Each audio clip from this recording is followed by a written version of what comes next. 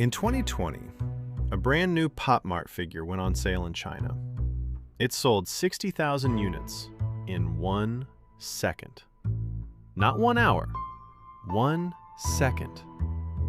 The character behind that stampede has a skull for a head, a panda's soul, and a fan base that treats every new series like an album drop. This is Skullpanda. And if you only know Labubu, you're missing the strangest, smartest IP in the blind box world.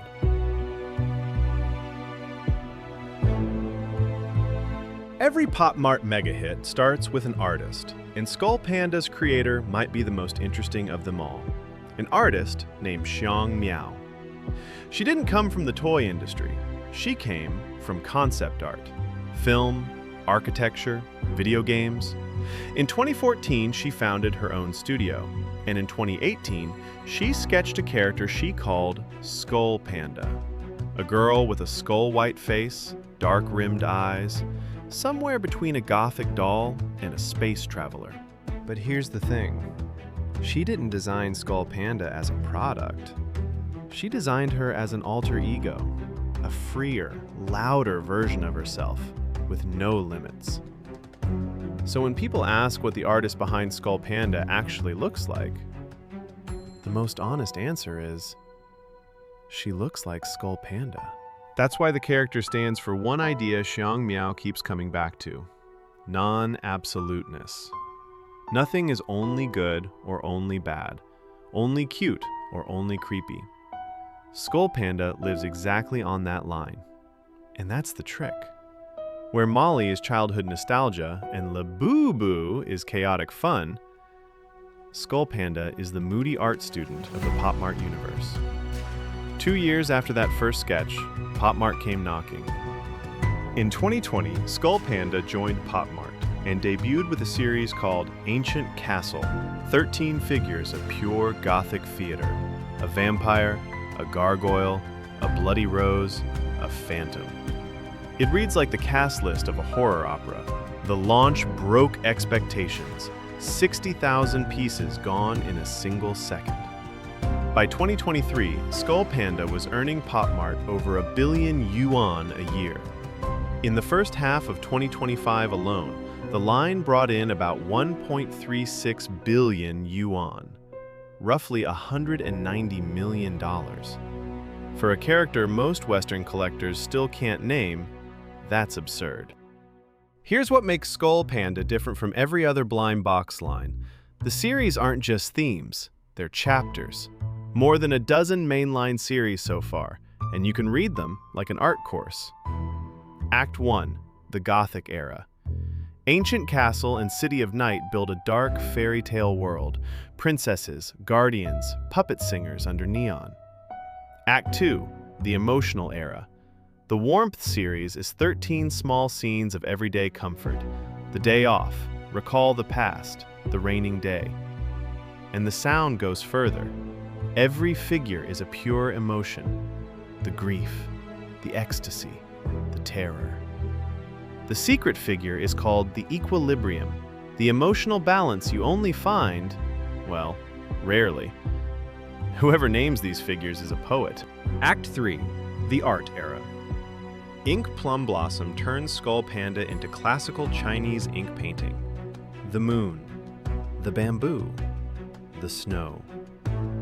The Mirage is built around ancient instruments, a Kongho harp, a pan flute, and a butterfly dream straight out of Zhuangzi philosophy. And l'impressionisme. L'impressionisme does exactly what the name promises. Monet, but make it a vinyl plush pendant. Act 4, the Philosophy Era. And I'm not exaggerating. Everyday Wonderland ends with a secret figure literally named Thing in Itself. That's Kant.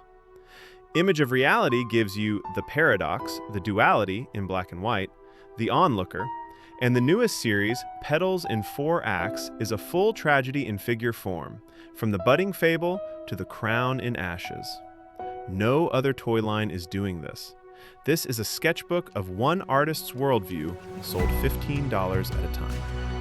Now, the collector mechanics. Because Skullpanda follows Pop Mart's classic formula, with one twist. A standard series is 12 regular figures, plus one secret. The odds printed on the box? The secret shows up in roughly one of every 144 boxes. So let's do the math nobody does at the store. One box is about $15. If you just keep buying blind, on average you'll open about 144 boxes before the secret drops. That's over $2,000 for one figure.